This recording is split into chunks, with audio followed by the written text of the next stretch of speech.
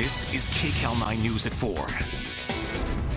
Now at 4:30, it is Mental Health Monday. For many Americans, one of the silver linings of the pandemic has been discovering the joy of new dog ownership. A loyal companion that has seen you through a year of change and stress. Now, however, some dogs are the ones that are stressed as society reopens and owners start heading back to work. Some humans are also experiencing separation anxiety, leaving their dogs at home.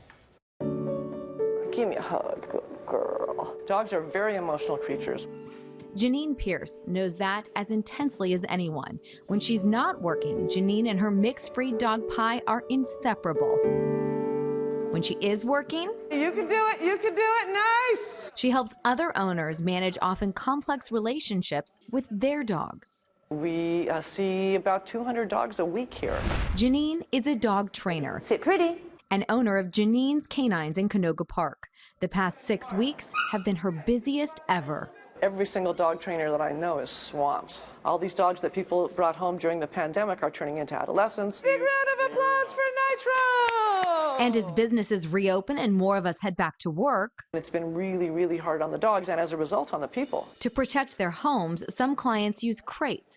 Janine says there's a right way and a wrong way to use them. Never ever want to put a dog in any kind of confinement to punish them. Instead, We always want any kind of confinement to be really positive for dogs. best way to do that? Giving them great things to do, different long-lasting chews. So less like a prison, more like a comfort zone. There are many dogs over the last 4th of July weekend that immediately went and laid down in their crates because they knew that was their safe place. Before heading back to work, you can start to desensitize your dog to those dreaded goodbyes. Most dogs actually start to become anxious long before you really walk out the door. You know, when they see you picking up your keys or getting ready to go, To ease the transition, we tell the humans to start picking up their keys randomly, putting on their shoes, picking up their purse. Anything that they would do when they normally leave the house, they should do it randomly throughout the day without leaving.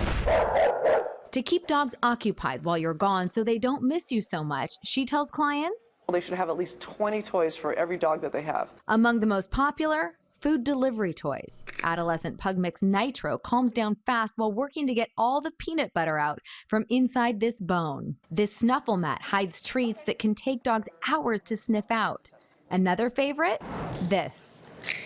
Where you put little pieces of kibble or small treats in these test tubes, and the dogs have to figure out how to roll them over so that they will fall out of the bottom. Dogs enjoy food more when they got to work for it.